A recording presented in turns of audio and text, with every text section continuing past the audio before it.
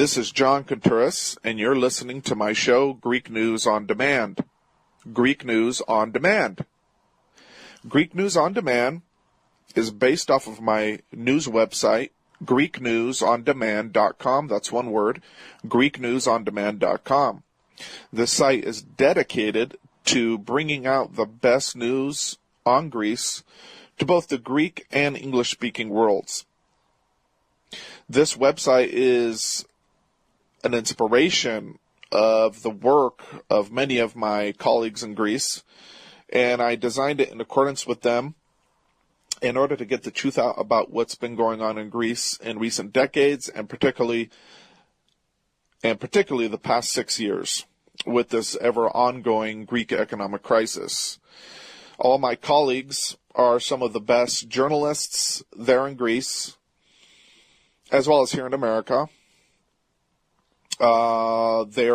My colleagues are also composed of Greek government officials, Greek intelligence, and a lot more. So GreekNewsOnDemand.com is here to offer you guys the best look and to provide you with the best understanding about what's been going on in Greece during this whole time since 2010 and up until now. We also have an English section on our website. So on the front page, you're going to see the section where it says English articles. Just go there. And we try to connect what's going on in Greece with the rest of the world, because that's really important. The geopolitical stage is very, very important, particularly for Greece right now. And we got a lot of disconcerting news coming out of Greece right now with regards to the Greek economic crisis. Mr. Alexis Tsipras, the Greek Prime Minister, has just asked Obama to come to Greece and to basically show solidarity to the Greek government. Not to the Greek people, bear in mind, to the Greek government with regards to doing something about that onerous debt that they say that Greece owes. Something like 40 billion, of course, as we all know.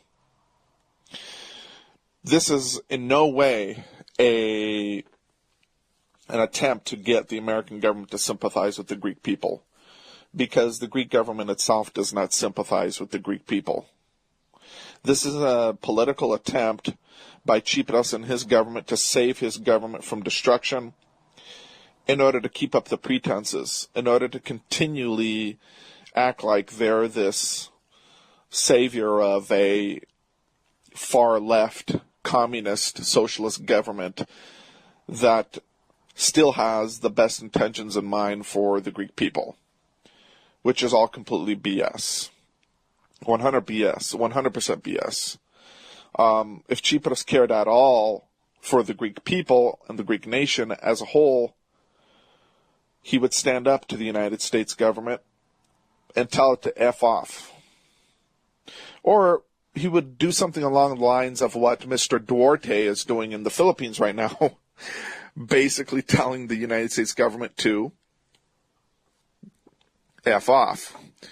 So that's really what we need here. We need someone that's going to stick up for his people and, is going to speak the truth about what's going on with what's going on in Greece, and is going to have the guts, the cojones, to basically speak the truth about what Europe and the United States have done to Greece. So Tsipras is asking Obama to come to Greece to basically do something about the debt, because unless the Greeks get some type of relief, debt relief, with their debt, quote unquote, it's not their debt. It's all made up, and I'll explain it later, which I already have on this program, but I'll do it again because it bears repeating. So basically, unless the Greeks get some debt relief, they're not going to get basically any more aid or relief, let's say, from the Troika, or they're going to continue to be stonewalled in this whole debt negotiation process with the Troika. And this whole vicious circle is just going to keep going. And they're going to keep begging for a measly $1 billion to pay the next round of government expenses, like the salaries of government employees and things of that sort. So this is something that's really, really important to stress here, and for me to get out here via this program. And I'll get into more details in a bit. So stand by, and I hope you enjoy this program.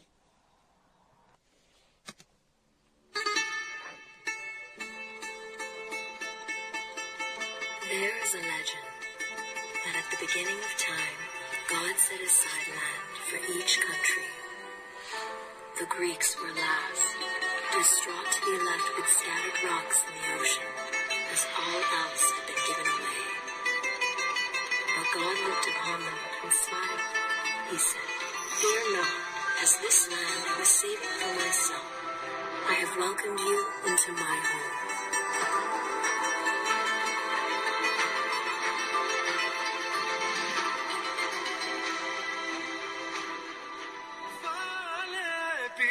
Στην υγειά της, για τον ερωτά της, βάσανο μεγάλο. Βάλε λιώνω στα αγγίγμα της, και για τα φιλιά της θέλω να πεθάνω. Βάλε πίνω στην υγειά της, για τον ερωτά της, βάσανο μεγάλο.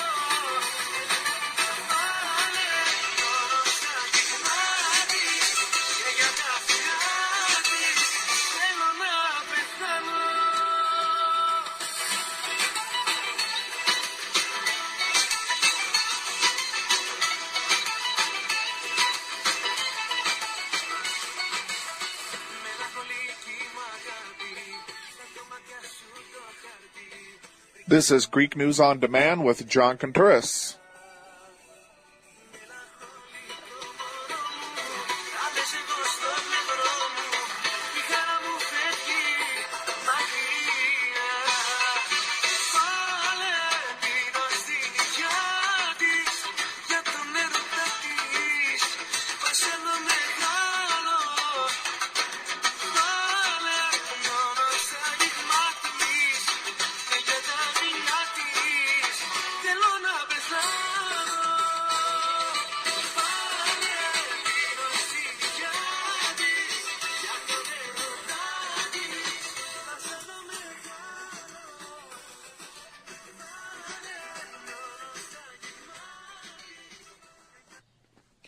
Okay, so what's going on in Greece right now is just a very sad and tragic situation.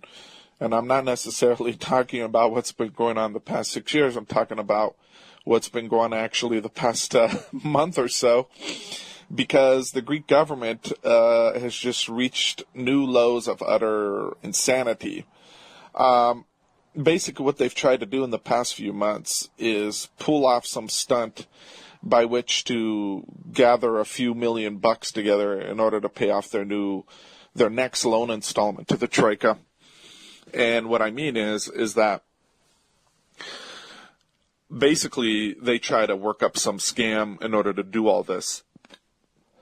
And that scam has entailed forcing all of the television studios in Greece into some type of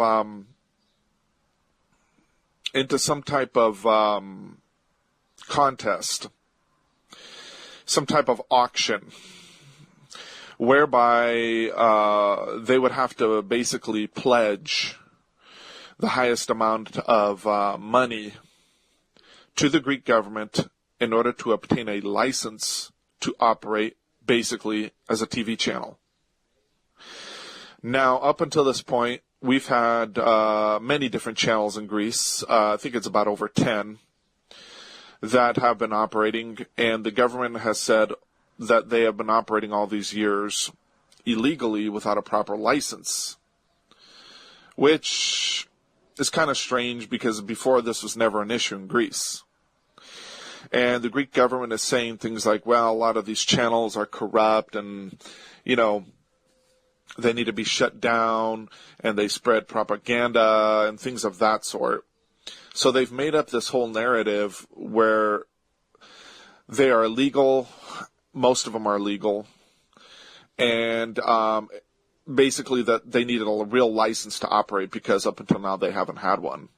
So in effect, what the government has done is forced all of these channels into this whole auction process whereby the highest bidder would be able to obtain a license in order to operate. But that highest bidder, of course, has to fork it out. And recently this took place weeks ago, and the government only offered 4 television licenses up for auction. Now, where in the world have you heard this before? Where have you heard such a thing before in any country of the world? Now, the highest bidders, which were only 4, who won the auction, had to promise to basically pay out something like $250 billion over, like, I think it's like a 10-year period. So, I'm sorry, not a 10-year period, about within a few years. So basically, they already had to pay the first installment. So the whole process, of course, was done under a complete corrupt process, because the government allowed the channels to win. The government that allowed the channels to win, because it was fixed, did so because these channels are the ones that favor it. That's why. And what they wanted to do, like I said, was get enough money together in order to pay their next bill, basically the troika. They're finding different ways to collect money, from the Greek society in many different ways. They're trying to basically, scrape together, pinch their nickels and pennies as much as they can in order to pay their bills. So it's just utterly ridiculous. And in the process, what they've done, basically, is basically forced all the other channels out of business, thus laying off thousands of workers who basically work in Greek TV. Now, since that auction, people have been up in arms. It was about a month ago. Particularly, of course, the channels that didn't win the auction. And people have been protesting vehemently against all of this, saying it's unconstitutional, saying that the government is basically being a dictator, and this is just a whole complete corrupt process, which is true. Now, the part about, these channels being corrupt is also true, too, because they have their agenda, too, just like the channels here in the United States have their agenda.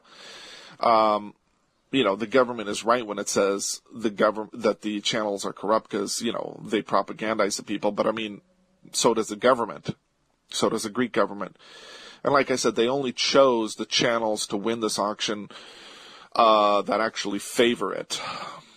So the whole process was corrupt. It was a whole mess from the start.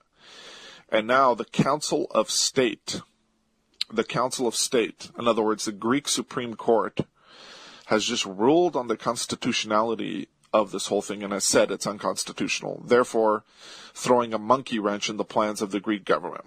So the Greek government has basically been forced to, clean up the pieces now because its whole plan has been shattered. It's been forced to basically go to a plan B and try to figure out what it's going to do in order to carry out its plan. But as of now, the whole plan has been declared unconstitutional. So therefore, this means that all of these channels will be allowed to continue to operate smoothly without any hindrance until an actual governmental body is established where it's going to regulate the channels. And up until now, Greece doesn't have anything of the sort. Here in America, we have like the FCC, the Federal Communications Commission. But in Greece, they're discussing right now establishing a government radio broadcasters type of commission where it's going to basically oversee this whole process about, issuing licenses to these channels and so on and so forth. So, this is just a whole thing where, it's just showing the desperation of the Greek government in order to basically get money, in order to pay its bills and so on and so forth. There are other political motivations behind this that people are talking about. Nevertheless, Greece is in dire straits. That's the whole issue. That's the whole point right now.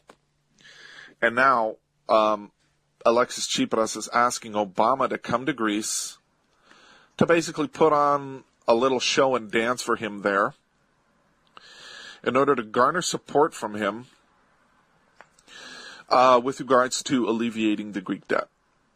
Now, as I've said before, the Greek debt itself is 100% illegal.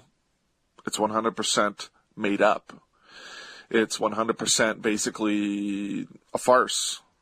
It doesn't exist, at least for the Greek people. Now, in the beginning, like I said before, in 2009, it was George Papandreou, the then Greek prime minister, that came out and said, oh, the Greek economy is in dire straits, and we have this $400 billion debt, and we don't know what to do about it, and we gotta get help from Europe. We gotta get help from the Troika, and so on and so forth. So what he did was, he and his economic team basically made up this whole fairy tale about a $400 billion Greek debt, along with a bulging Greek deficit. And that was used basically as the pretext by which to put Greece under the control of the Troika, to put Greece under the control of a foreign protectorate, to put Greece under the control, basically, of the European Central Commission, the European Central Bank, and the IMF. And this was all solidified back in 2011 by the then Greek finance minister Eleftherios Venizelos in the country of Finland, whereupon he signed an agreement basically with with the British government basically, and with a Finnish private company in order to put Greece under the control of British law. Here we call it Universal Commercial Code. That means, of course, America is still under British law because our courts operate under British law. That is a fact. We don't have, common courts here in America. We operate under British law. We are still a colony of Great Britain. So, what the powers that be wanted to do was put Greece basically under the control, complete control of British law. And basically, make sure that the Greek government and the Greek justice system had no way of basically, let's say, nullifying these memorandums that the Greek people have signed with the Troika, these bailout programs, in other words. And as you all may know, Greece basically recently signed a third bailout program with the Troika. And of course, there's all these other details that go along with it. For example, there's an evaluation process that the Greek government has had to comply with in order to get money from the Troika from these bailout programs. And this evaluation process is very tedious, it's very fastidious, and it entails reform with regards to the Greek finance, with regards to the finances of the Greek state across the board. Reform with regards to labor law, reform with regards to pensions, reform with regards to basically, privatizations of major Greek public assets. And this is the worst thing about all of this, is that the Greek people, not only have they been put under a foreign protectorate, they have been forced to accept the privatization of things like the Acropolis, of things like their ports from the Chinese, etc., etc. This is utter insanity, of course, what's going on in Greece, as you all may have seen. So, this is just basically all been made up in order to get at Greece's resources, their natural resources. And this has been the aim of the powers that be for a long time. So they had to make up this whole scheme and say, oh, the Greeks, they didn't pay their bills. Oh, they're lazy. They like to retire at the age of 40. They have too high a pensions and this, that, and everything else. And the reality is up until 2009, their finances were in pretty decent shape. What they had to do, though, what the Greek government had to do at that time with George Papandreou, is make up this whole nonsense. Make up this whole Greek debt issue, Greek statistics issue, as you have heard, of course, in the press over the years now. The Greek statistic issue, where basically the Greek people, or the Greek state actually, had to fudge its financial figures in order to use that as a pretext, basically, to get inside the Eurozone. And this is back in 1999, and they didn't get into the Eurozone in order to adopt the Euro until 2002. And this is, of course, really where the Greek economic crisis started, was actually back then, actually 10 years prior to the onset of George Papandreou's government. So George Papandreou started in 2009, but in 1999, a lot of economic scandals started back then. So basically what had to take place was the Greek government had to make an agreement with Goldman Sachs to fudge its economic numbers in order to basically look proper in front of the British Statistical Agency, the Brussels Statistical Agency, called Eurostat, which basically approves each member nation for entry into the Eurozone. So you can be part of the EU, but not have basically the Euro. So that means you're outside of the EU zone, even though you're part of the EU. So there are still several nations that, are not part of the Eurozone, like Sweden, Poland, etc. So the Greek statistical issue was when basically, they've had to forge their numbers and make it seem like they were pleasing before Eurostat in order to have entry into the Eurozone. And really that's where their economic problems started, was back then. So Greece adopts the Euro in 2002, and then all of a sudden, they have high inflation, which was expected. So since then, things have not been the same, but going forward about 10 years now, things obviously have gotten worse because, like I said, this crisis has been going on for 6 years. And right now, this vicious circle is being continued on and on and on without any stop.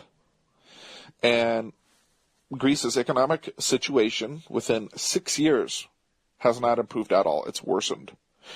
So what does this tell you? What does this tell all of us about how the Troika works? Gee, I thought the Troika was there to help nations get out of debt, and its main driving arm, the International Monetary Fund, we all thought it was there to, it is here to lend to nations and help them get out of debt and recoup financially after whatever, political disasters or after famine or things of that sort. That is absolutely not the case, unfortunately. That is not the case. If you read John Perkins' book, Confessions of an Economic Hitman, which is a New York Times bestseller, you can get all the details. I'm sure many of you know about him by now. And basically he worked for the IMF, and he was sort of like an economic hitman who coordinated who coordinated basically the downfall of governments if they did not submit to the IMF and the CIA's plan for economic takeover of these countries, particularly in South America. So anyway, like I said before, the whole Greek debt thing is made up. And now, what John Perkins describes in his book is actually what's going on in Greece. It's going on in Ukraine. It's going on in other countries, but it's also going on in Greece. Not to, let's say, it didn't happen as fast as it's happened in other countries. In other words, it's taken about 6 years for the IMF and the rest of the Troika to put Greece in the situation that it's in, basically. Economically on all fronts, with unemployment, with basically forming special funds that are going to basically contain all of the public assets of Greece and things of that sort. Now, the fact that we've arrived to that point where Greece's public assets are being sold out is a clear sign that the IMF is in full takeover mode over there, along with, the rest of Europe. But don't forget, though, that the IMF is nothing more than the United States Treasury Department. And I put United States in quotes because the United States Treasury Department does not belong to the United States. Well, it does. The United States is the United States Incorporated. Okay? It's not the United States of America Treasury. We have not had a Treasury since 1920. And back then, the Rothschild bankers in our government basically did away with our real treasury, and they established basically the precursor to basically the U.S. Treasury Department as we know it today. But according to presidential documents, according to other government documents, the IMF is nothing more than the U.S. Treasury Department. And it's the IMF that basically holds sway over everything basically that we do in our lives. Now, there's an article that's really, really, really good on the site ppjg.me with the title, "Where is that elusive U.S. Treasury? Can you say Puerto Rico?" And it says basically, note, this article originally appeared back in 2010. In the brief time that has passed, 27 CFR 25011, cited as the legal definition of the Treasury Secretary, has somehow mysteriously and without explanation been wiped from the Code of Federal Regulations. Again, 27 CFR, which is Code of Federal Regulations 25011, which is the legal definition of the Treasury Secretary, has somehow been wiped from the government's official websites. And that was back in, April 28th, 2010. It has also been wiped from all legal websites carrying copies of CFR and USC. Now, USC is United States Code. 25011 was titled Definitions, quote unquote, and described the Secretary of Treasury as one in Puerto Rico, and the IRS as an enforcement arm of the IMF. Gee, isn't that something? Now, immediately, we're seeing the connections between the Treasury Department, the IRS, and the IMF. So, there is no U.S. Treasury.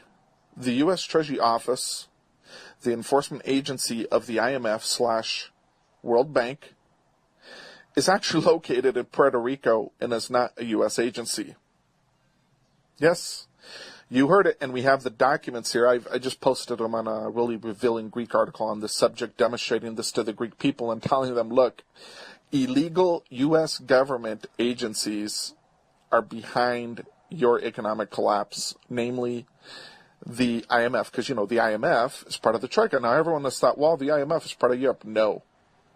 The IMF's biggest shareholder, number one, is the United States Treasury Department. You can find that on their official website. And the Treasury Department is located in none other than Puerto Rico. That is where its charter is, along with the IRS. Along with the IRS. Gee, isn't that something?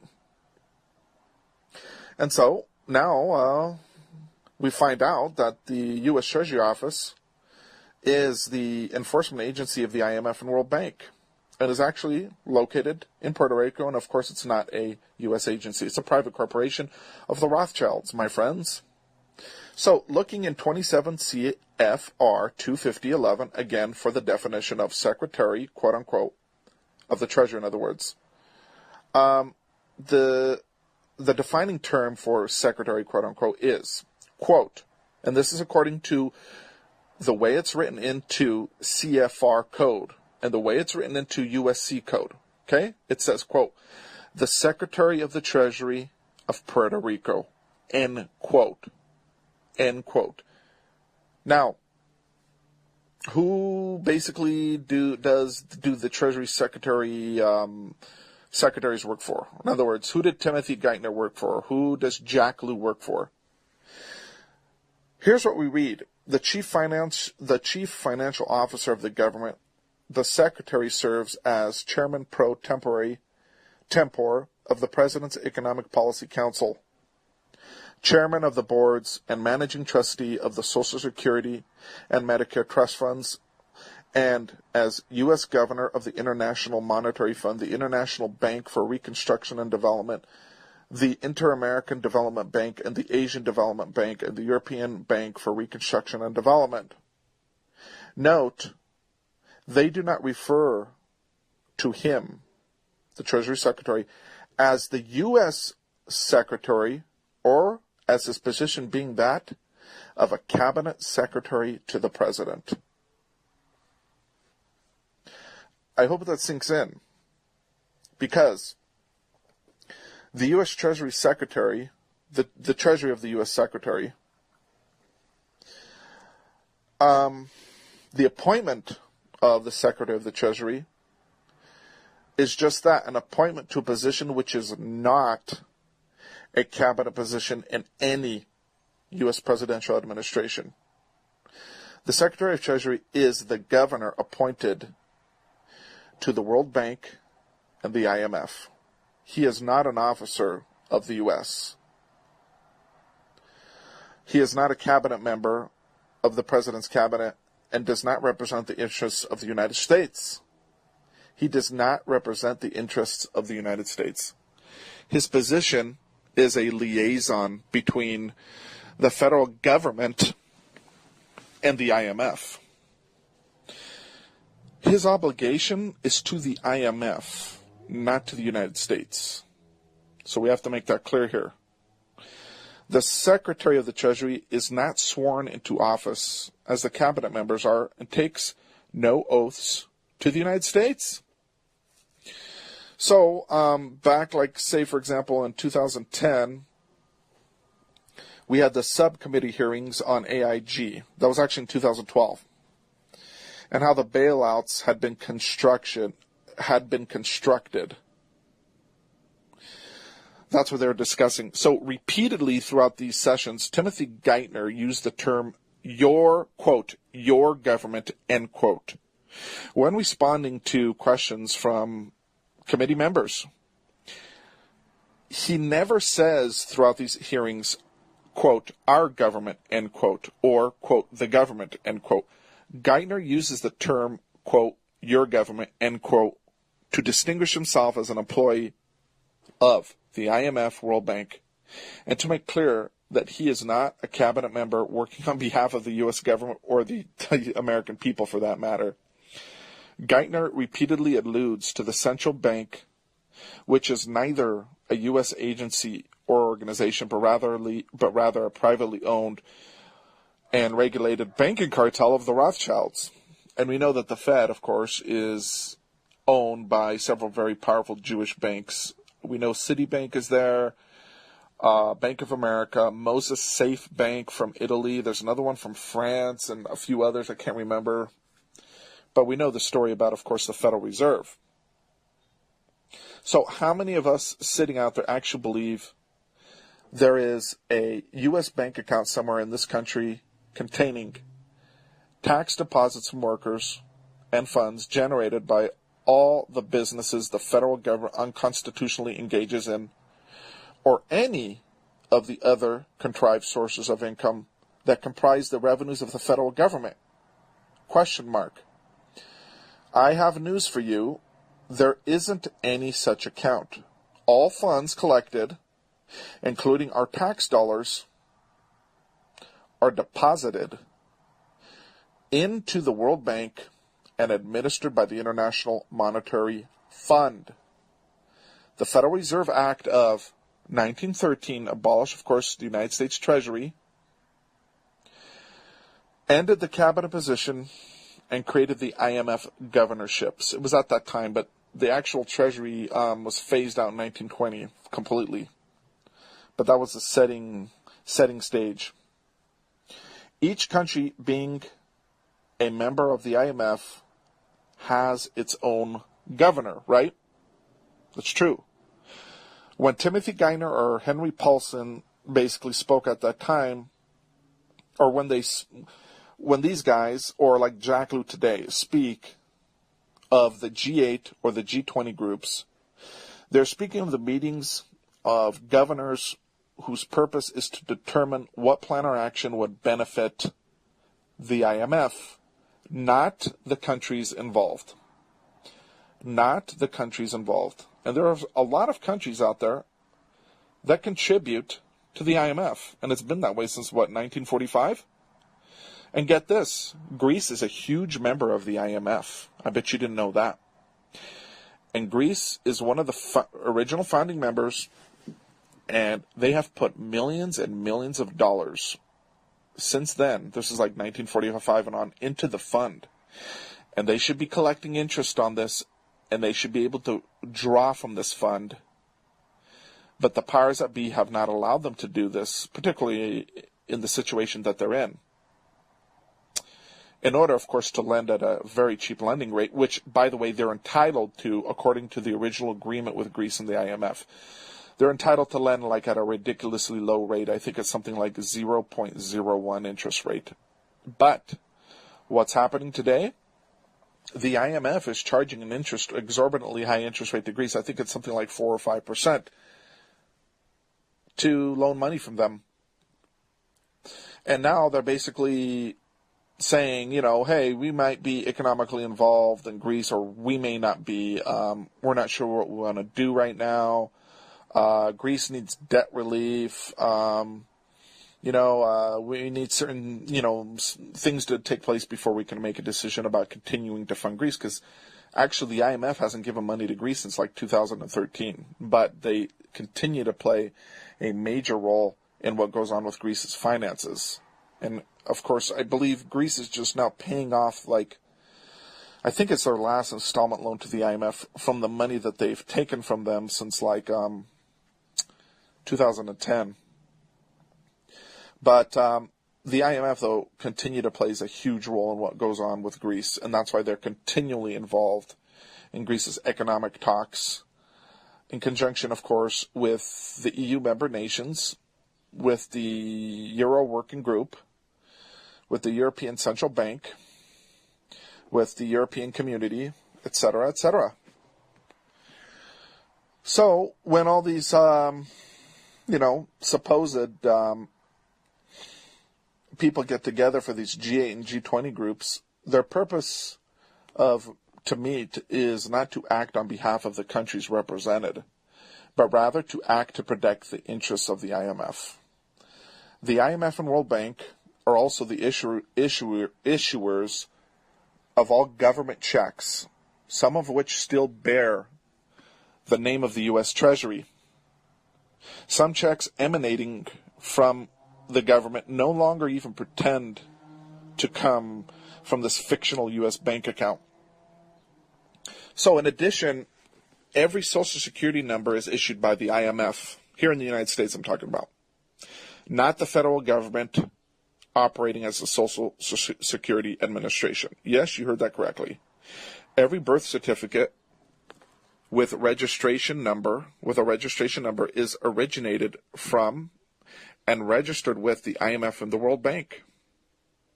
Every veterans pay, military pay, veterans award, it comes from the IMF. All government paychecks, IMF. All payments of any kind emanating from the federal government are paid through the IMF and the World Bank. End of story. So, this is the stuff they don't basically want you to find out about. And, the IMF is in full destruction mode for Greece. And they are working together with these other institutions from Europe in order to make this happen. But I want to make sure that I plant firmly in the mind of every listener that the IMF is nothing more than the U.S. Treasury Department. And, when you see Christine Lagarde and all these other people march around, that's all for show. Because ultimately it's America that controls the IMF. And the IMF, of course, works together with the World Bank, etc., etc. The identity of the Secretary of the Treasury is not found, listen to this, in Title 26 of the U.S. Code. What are the implications of that? The U.S. Code, Title 26, has to do with Internal Revenue Code, right? Internal Revenue Code. You would think that it would list, basically, the title, the identity of the Secretary of Treasury, but it's not there.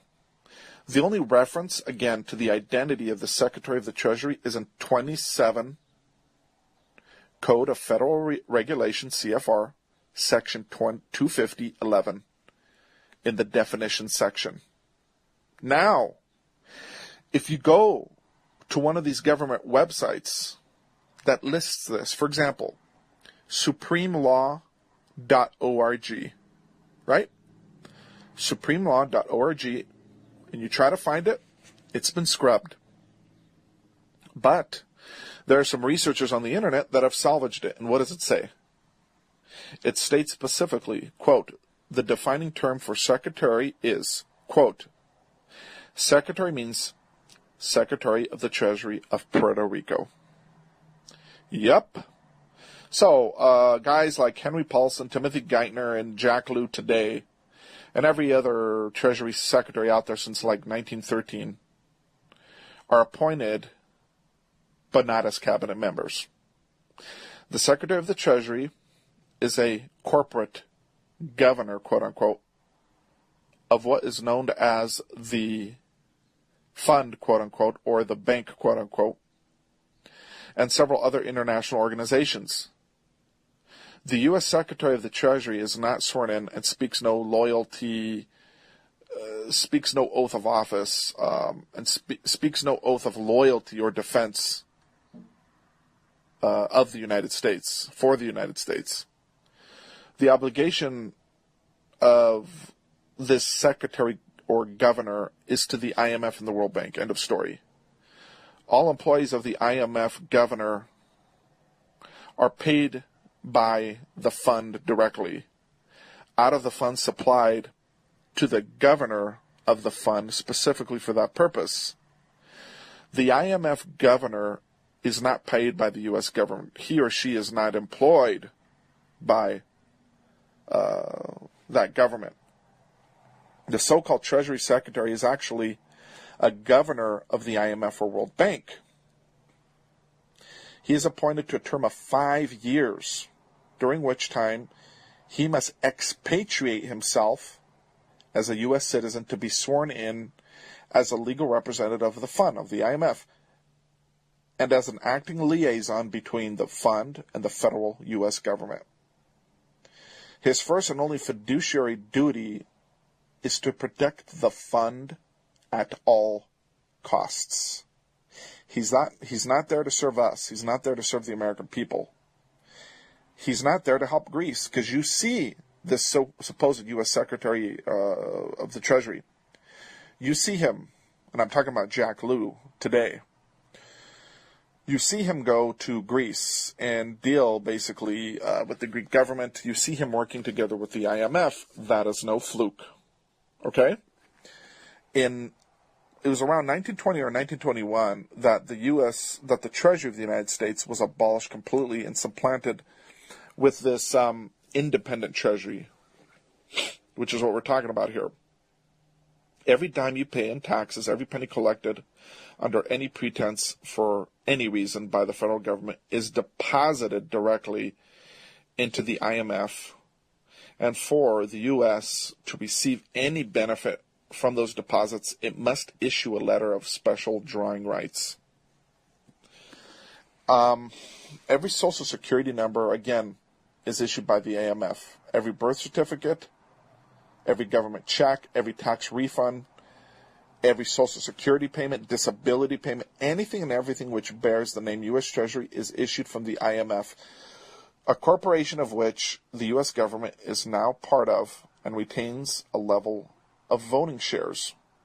But again, it's according to U.S. presidential documents that basically the U.S. Treasury Department is nothing more than the IMF, because from what the evidence shows, it is the Treasury Department that holds sway over the IMF, end of story, and that has the final say over all matters. And I think what's going on with all these board members that participate in the IMF from different countries, I think that's all for show. From what it appears and from what the evidence shows and from what these documents show that we have here. And remember, the Treasury Department is a private corporation founded in Puerto Rico along with the IRS. So, of course, when a government becomes a voting share stockholder in any corporation like the IMF, it relinquishes its sovereign character and takes the character of a corporation. And you can see the case, the Supreme Court case, Bank of the United States versus Planters Bank of Georgia, for more on that. So, this is very, very disconcerting, obviously, because not only do you have a private corporation running Greece, you have a private corporation running us, the United States. Now, this issue has come out time and time again over the decades with regards to the Treasury Department, with regards to the IMF, with regards to the IRS, that all of these are private corporations of the international Jewish bankers. End of story.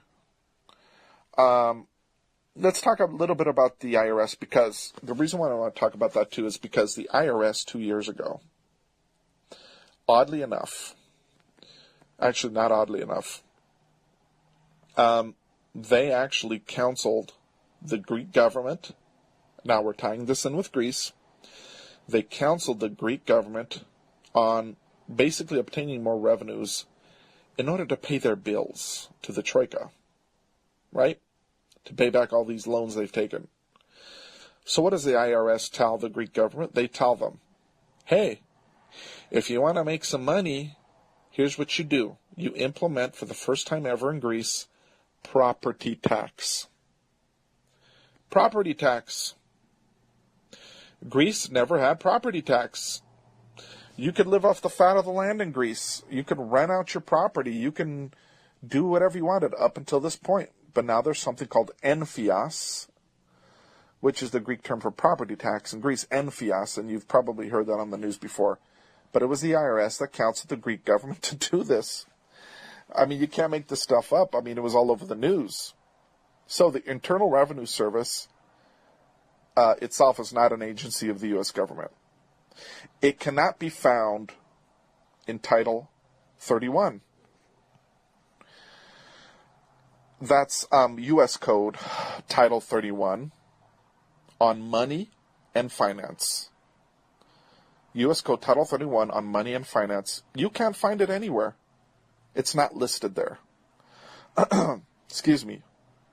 Also, it's nowhere to be found in the entirety of U.S. Code Title 5, which has to do with government organizations and employees. The IRS is not listed there. U.S. Code Title 5, government organization and employees. You can look that up. These definitions they have not scrubbed. So again, U.S. Code Title 31 which has to do with money and finance, the IRS is not there. Also, U.S. Code Title V on government organizations and employees, again, the IRS is not there. So what in the hell is a private corporation doing collecting our money when it doesn't even belong to the government? So again, Code 27 of Federal Regulations, again, CFR, Section 250.11, you're going to find the real definition of a quote-unquote revenue agent. And it reads, quote, any duly authorized Commonwealth Internal Revenue Agent of the Department of the Treasury of Puerto Rico, end quote. Any duly authorized Commonwealth Internal Revenue Agent of the Department of the Treasury of Puerto Rico. Wow. Yeah, you heard that right. All agents are employed by the Department of the Treasury operating from its home base in Puerto Rico. Oh boy. And they don't pay any taxes or revenues to the U.S. They operate as the enforcement arm of the International Monetary Fund. And that is why they were able, basically, to tell Greece to implement a property tax for the first time. And by the way, property taxes are illegal too. But that's another issue. And I want to get into that too, because that's been imposed on us too by the Rothschild bankers over the hundreds of years that America's been around. So, just know that all these central banks of all these countries are basically operate with respective treasury departments. All of them are private corporations, and they're all illegal, and they're operated by the Rothschild bankers and the Illuminati, end of story, to screw all of us. They're all illegal, end of story. They are illegal. Now, Donald Trump, when he gave, when he spoke at one of the debates recently, he talked about doing something to curb the activities of the Federal Reserve Bank and this and that. And everyone applauded him for that. Well, okay, great. But really, are you going to take on the almighty Rothschilds? The Illuminati, who have paid his frickin' way since day one? And in one of my previous broadcasts, I talked about that. Donald Trump has received bailouts from the Rothschilds, literally. And that was from Bloomberg News back in 1992. For his casinos and, stuff like that. The IRS operates as a collection agency working for foreign banks and operating out of Puerto Rico under the color of law referred to as the Federal Alcohol Administration, FAA, the Federal Alcohol Administration, declared unconstitutional inside the 50 states by the U.S. Supreme Court in the case of U.S. versus Constantine, 296 U.S. 287, 1935. Again, the U.S. Supreme Court case of U.S. versus Constantine, 296 U.S. 287, 1935. That was in 1935. And what's funny is it says U.S. versus Constantine. Constantine is a Greek name. And Constantine was, of course, the first emperor of the Greek Byzantine Empire. Now, I could go on forever about this stuff. Why am I telling you this? Again, I'm tying this in with Greece. These illegal organizations that control our finances here, they're controlling Greece too. Now, let's go to the meat of the matter before I close out this broadcast. Obama, on the 15th and 16th of November, is going to be going to Greece. Then he's going to be going to Germany, and then to, Peru. And what he's going to do is promote this TTIP garbage. The Treaty of Trans-International, something like, I forget exactly what it's called. It's about the Transatlantic Trade Agreement, TTIP. Google it, you'll find it.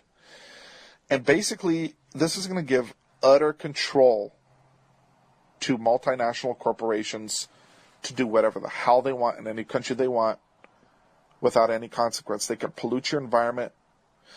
They can jack up prices on products. They can do whatever they want. And guess what? No government and no international body will have the power to curb their activities. And the reason why Obama is going to Greece is not to help the Greek people. He doesn't give a flipping you-know-what. Because if he did, he would have helped them already. He's going to tell the Greek people, he's going to blackmail them. He's going to tell them, look, you want debt alleviation from your, $40 billion debt? Guess what?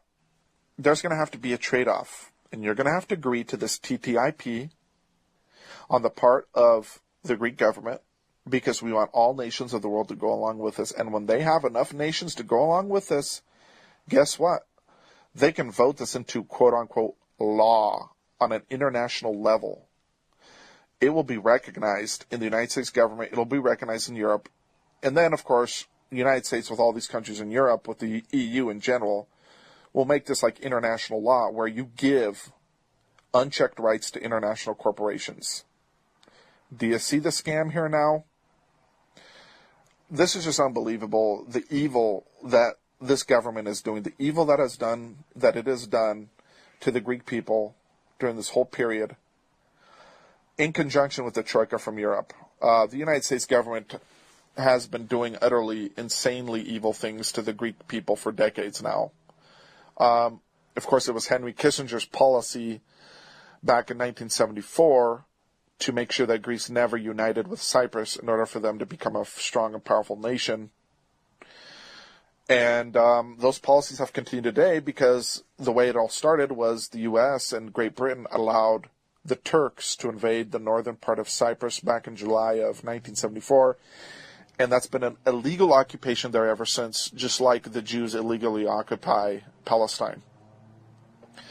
And that, of course, was a lot on purpose because the United States uses Turkey as a bully against Greece. Anyway, this was John Contouras. This is the news about Greece. GreekNewsOnDemand.com for all the latest. Thank you so much, and we'll see you again. Bye-bye.